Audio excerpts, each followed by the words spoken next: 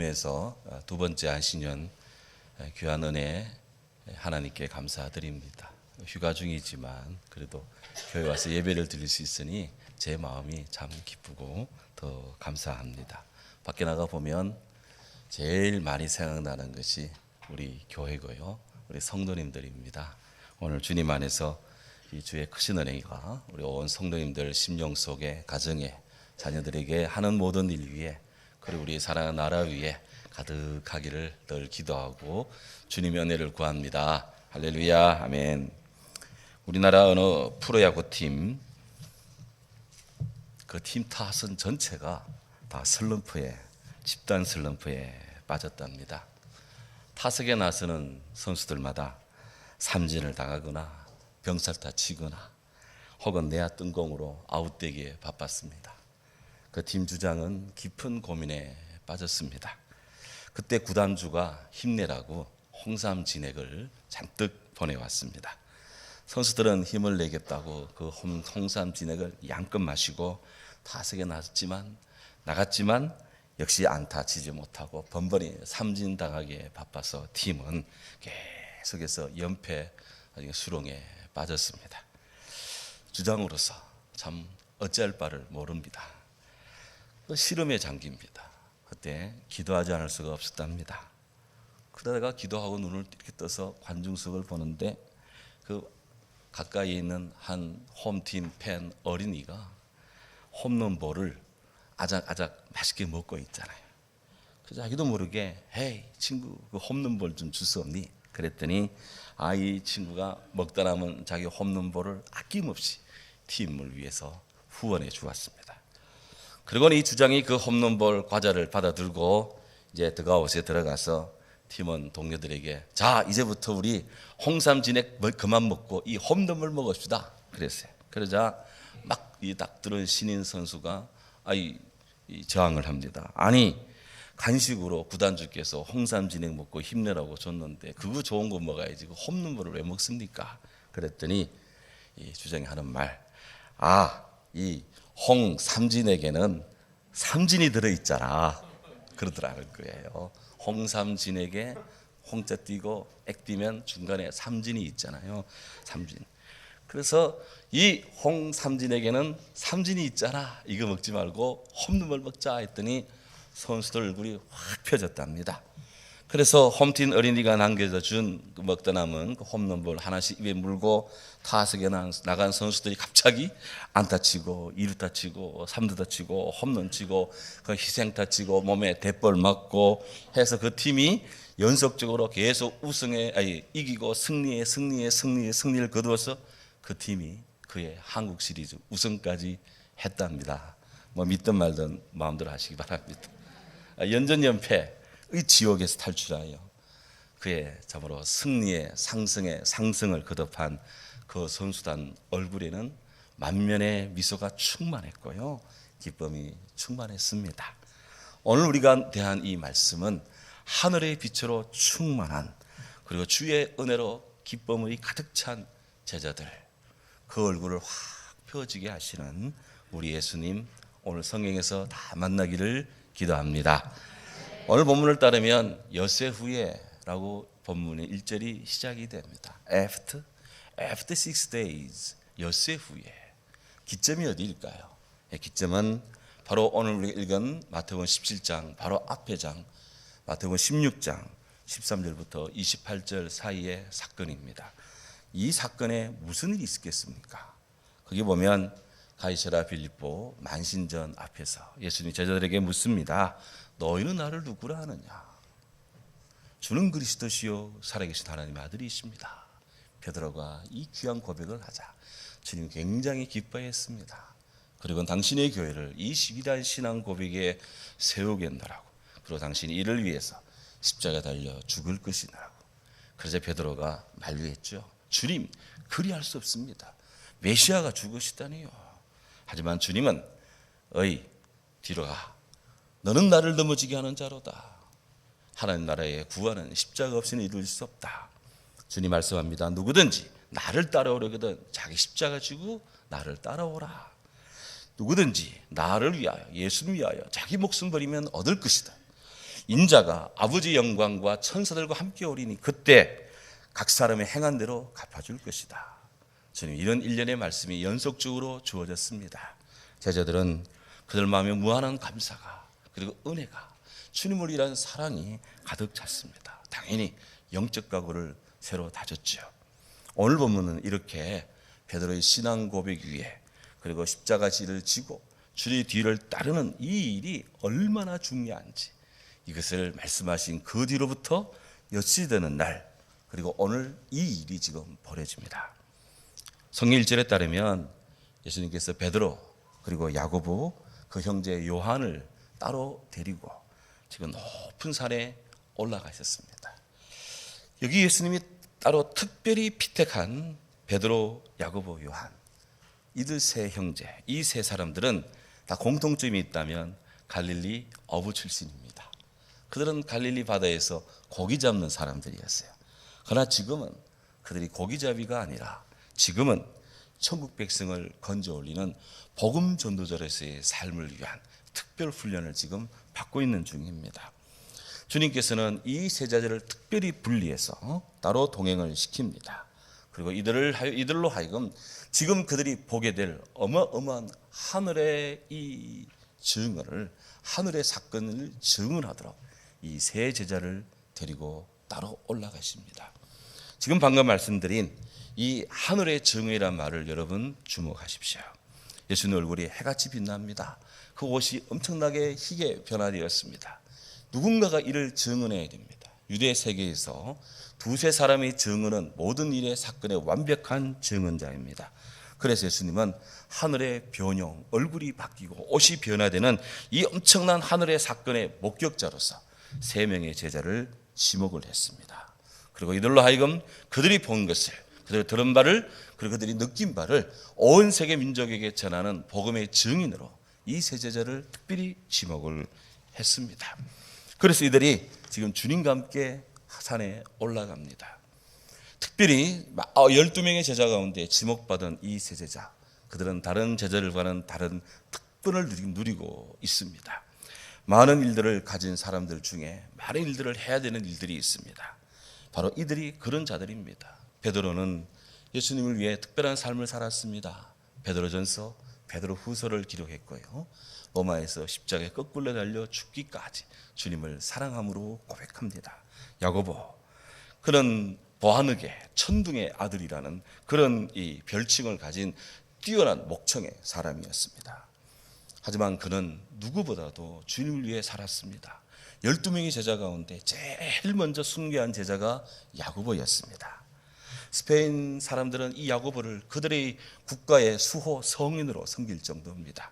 스페인에 가면 야고보 순례길이라고 있는데요, 거기에 전 세계 크리스찬들의 그 사랑하는 마음의 길입니다. 거기를 걷고자 어떤 사람들은 청춘을 바치는 사람이 있고요, 어떤 사람들은 여러 해 봉급을 모아서 그곳에 성인순례 가기도 한답니다. 그런 영혼의 사람이 야고보입니다. 그 동생 사도 요한, 그는 누구보다도 주님의 사랑을 많이 받은 사람입니다. 그는 사랑의 사도라는 별칭의 사람입니다. 해서 사랑의 요한복음, 요한 1서, 요한 2서, 요한 3서, 요한 계시록, 신약 성경에서 27권 중에 5권의 귀하고 귀한 하나님의 책을 기록한 사람이 사도 요한입니다. 이들은 다 성령의 사람이요, 영감의 사람이요, 초대교회의 기둥 같은 신학적인 그런 일을 한 분들이 바로 이분들입니다. 예수님께서 말씀합니다. 무릇 많이 받은 자에게는 많이 요구할 것이고 많이 맡은 자에게는 많이 달라 할 것이다. 특별히 이 제자가 주님의 피택받은 제자로서 다른 여타 제자들도 훌륭하게 일했지만 이들은 정말 주님의 이 영광스러운 은혜를 직접 눈으로 복격한 제자로서 많은 일을 했다는 것이죠. 우리들도 주의 직분을 맡은 자들입니다. 교회의 장로님으로, 권사님으로, 안수사님으로, 집사로 이렇게 일을 하는데 주의 특별한 직분을 맡고 사랑을 받은 자들은 주님을 위해 더 많은 일을 해야 된다는 거예요. 지금 예수님은 이 제자들과 함께 따로 높은 산에 올라갔습니다. 이 높은 산이 어디일까? 산이라는 것, 그것은 늘 도전입니다.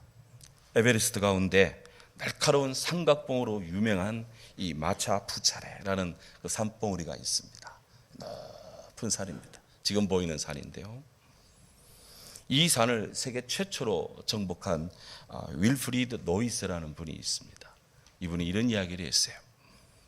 신을 갈망하는 자들에게 산에서 늘 그들은 신을 찾았고, 그 산은 굶주린 인간들에게 사랑을 베풀었고, 산은 탄압받는 자들에게 언제나 평화의 땅이었다.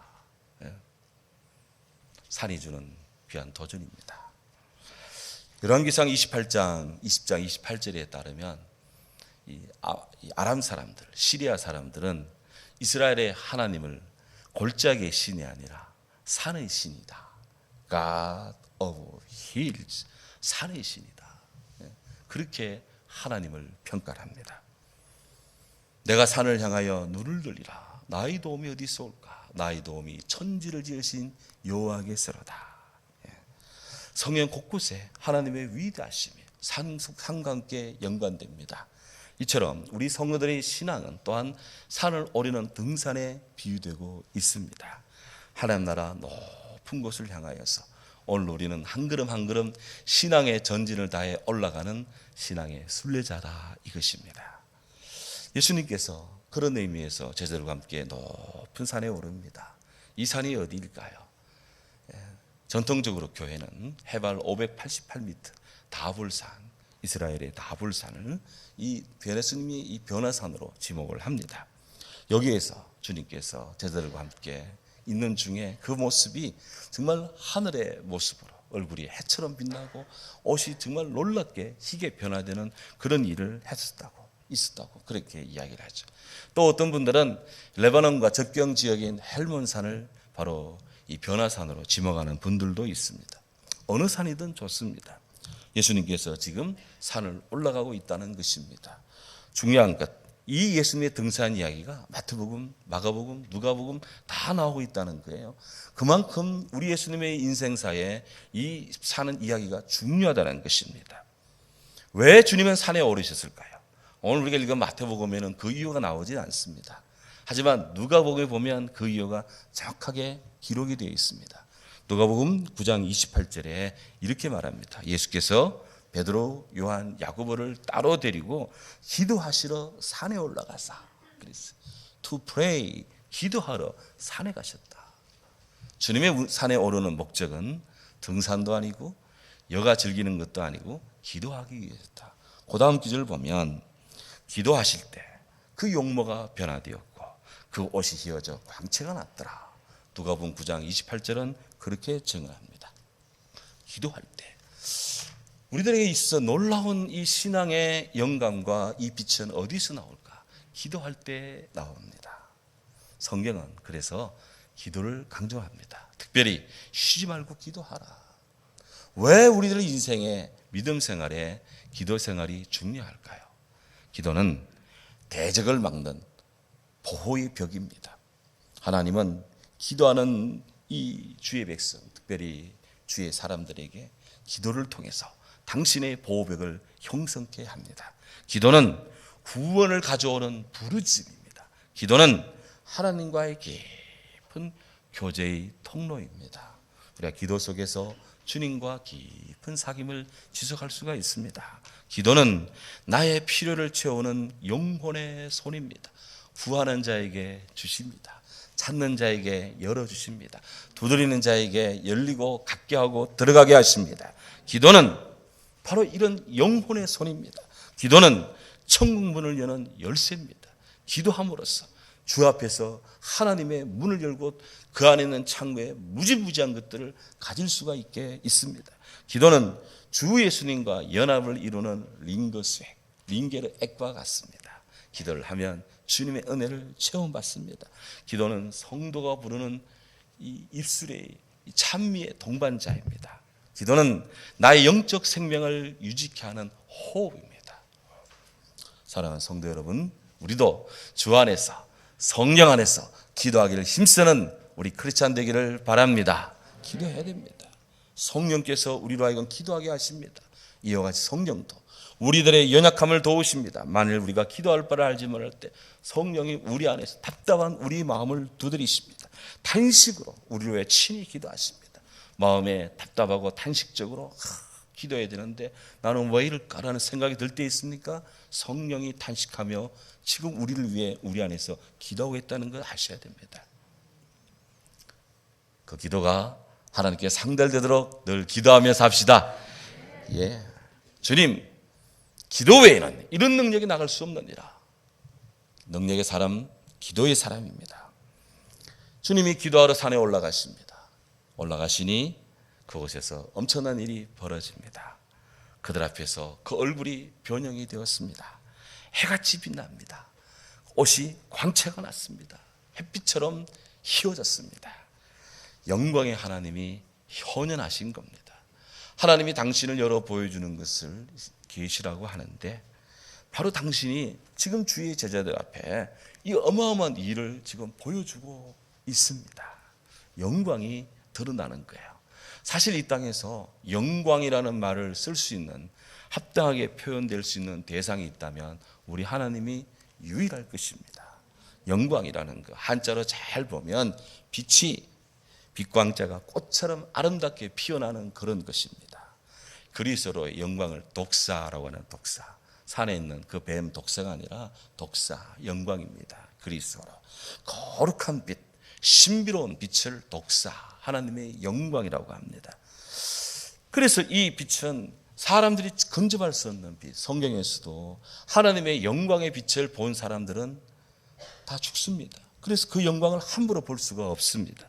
모세가 시내산에서 십계명을 이렇게 받아 내려올 때 40일 기도하고 십계명을 받았는데 그 십계명을 손에 들고 내려오는데 그 얼굴빛이 얼마나 빛났는지 여호수아가 모세님 너무 얼굴빛이 빛나니 제발 얼굴에 뭐 좀 면사포 좀 가려서 수건 좀 빛이 가려서 그 빛으로 이 백성들이 죽지 않게 해달라고 그리고 부탁까지 한 적이 있습니다.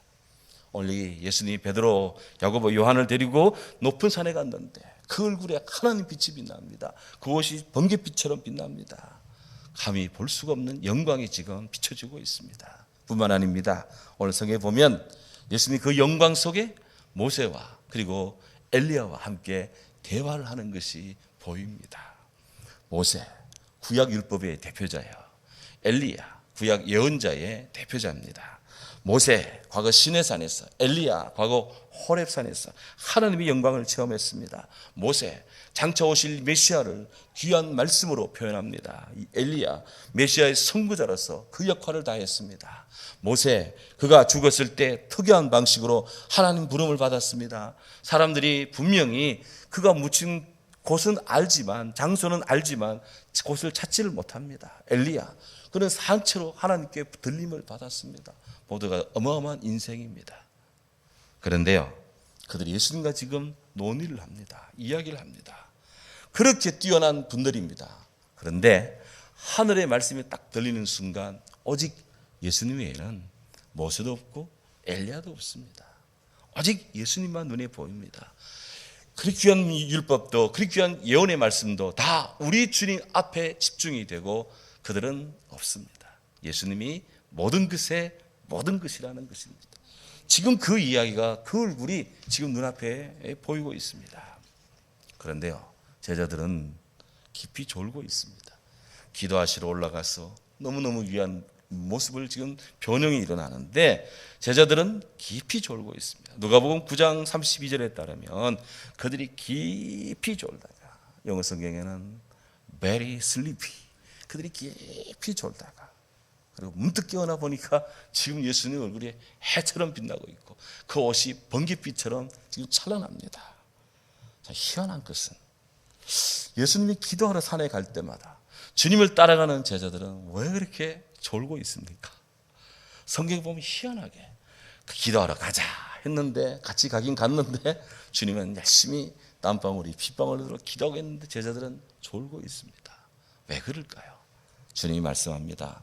마음은 원이지만 육신이 약하구나. 너무나 고된 일정에 몸이 피곤하니 눈을 못 뜨는 거예요. 주님이 인생들의 연약함을 이해해 줍니다. 마음은 원이지만 육신이 약하구나. 근데 그게 달까요? 아닙니다. 그럼에도 불구하고 주님 말합니다. 유혹에 빠지지 않게 기도하라. 어찌하여 자느냐? 시험에 빠지지 않게 일어나 기도하라. 몸은 약하더라도 그래도 기도하라. 주님 말씀합니다. 오늘 하루하루 지내는데 우리들의 몸이 약합니다. 그럼에도 불구하고 일어나 기도하라. 주님 말씀합니다. 이 말씀에 모두 순응하는 우리들 되기를 기도합니다. 그러자 자다가 깬 베드로가 너무너무 귀한 영광을 보았잖아요. 그 입에서 지금 환음의 소리가 나옵니다. 주여, 여기가 좋사오니, 여기가 좋사오니, 예, 여기가 좋습니다. 그렇잖아요. 땅에서 아무리 봐도 볼 수 없는 것 지금 산 위에서 보고 있습니다. 주여, 여기가 좋사오니, 주님 원하시면 제가 초막셋을 얼른 짓겠습니다. 하나는 주님을 위해서, 하나는 모세를 위해서, 하나는 엘리야를 위해서 여기 짓겠습니다. 그런데 누가복음 9장 33절에 보면 베드로는 이때 자기도 무슨 말을 하는지 모르고 그 말을 지금 하고 있습니다. 예수님 그에 대해 어떤 대답도 하지 않았습니다. 다음 주에 보겠지만 주님 그 이야기 듣고 조용히 내려가십니다. 조용히 내려갑니다. 우리 주님 인간의 환호에 좌우되는 분이 아닙니다. 조용히 내려갑니다.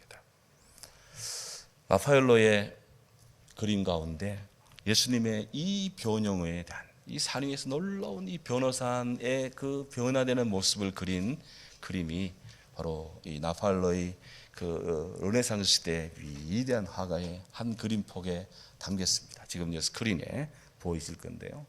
그림을 자세히 보면 그림이 3등분되어 있습니다. 맨 위에는 예수님이 계시고 그 옆에 모세와 엘리야가 있습니다.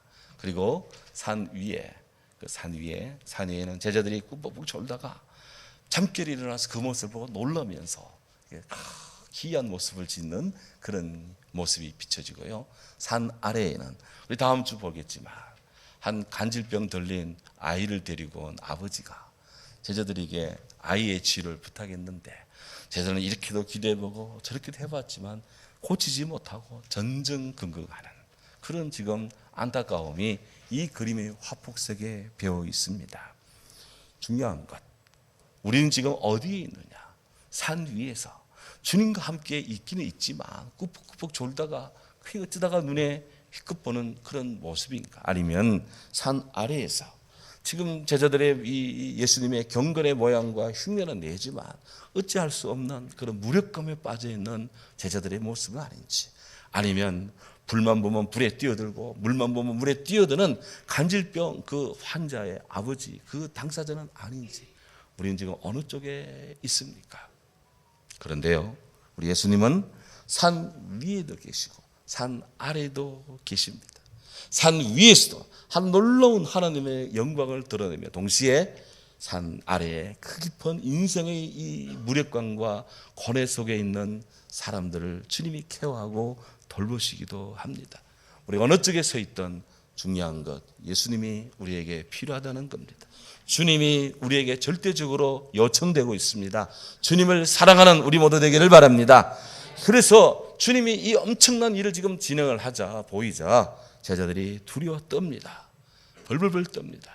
그들의 얼굴을 땅으로 대고 지금 두려워하고 있습니다.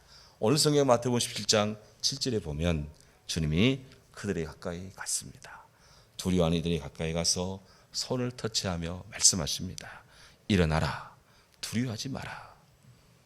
하나님의 영광 앞에 인생은 두려워 떨 수밖에 없습니다. 그런데요, 그 영광의 본체이신 주님은 우리를 사랑하셔서 우리에게로 다가와 주십니다. 제자들에게 다가와 주셨듯이 오늘 우리에게 다가와 주시 말씀합니다. 일어나라, 두려워하지 말라. 제자들이 용기를 얻습니다. 주님 말씀대에 순종해서 눈을 들어 보니 오직 예수에는 아무도 보이지 아니하더라. 주님 말씀을 믿고 눈을 들어 주님을 보면 오직 주님의 기쁨, 주님의 사랑 그대로 우리가 대하게 됩니다. 이것이 복음입니다. 이게 주의 사랑입니다. 이 사랑을 든든히 붙잡으시길 바랍니다. 그렇습니다. 제자들 눈에 보이는 오직 예수, 말씀 가운데 임하시는 오직 예수, 이 말씀이신 주님이 나의 고난 중에, 우리 고난 중에 위로이십니다. 이 말씀이 우리를 살리십니다. 이 말씀이 우리에게 어찌 그리 단지요. 내 입에 꿀보다 더 답니다. 이런 주님의 귀한 달콤한 사랑이, 그 사랑에 측정하는 우리 모두 되기를 주의 이름으로 축원합니다. 그렇습니다. 일생토록 들어야 될 소리가 있습니다. 그것은 위로부터 들려오는 소리, 하늘의 소리, 우리 영혼을 붙잡아주는 소리, 나를 살리는 소리. 오직 예수 외에는 이 소리가 아닙니다. 없습니다. 일생토록 주목해야 될 분은 오직 믿음의 주요 온전케 하시는 예수 그리스도, 우리 주님이십니다. 이 주님을 찬양합니다. 사랑하는 여러분, 오늘 우리 가운데 주님의 이 영광에 동참하고 싶은 분 계십니까? 주께서 기도하러 산에 가시는데 모두 주님을 따라 기도의 산에 올라가고 기도의 자리에 서고 주님 앞에 늘 순종함으로 서도록 합시다. 우리 안에 영혼의 고난 속에 있습니까? 주님 내려오셔서 제자들에게 손을 대어 주시고 두려워하지 말라 하는 이 말씀을 믿으시기 바랍니다. 이제 다시 주 앞에 섭시다. 말씀 가운데 집중합시다. 주의 거룩한 은혜를 사모합시다. 성령의 술에 취하고 세상의 술에 취하지 않도록 합시다. 하늘에 계신 하나님 아버지께서 구하는 자에게 좋은 것 주십니다. 우리 주님은 산 위에서도 필요하고요, 산 아래에서도 필요합니다.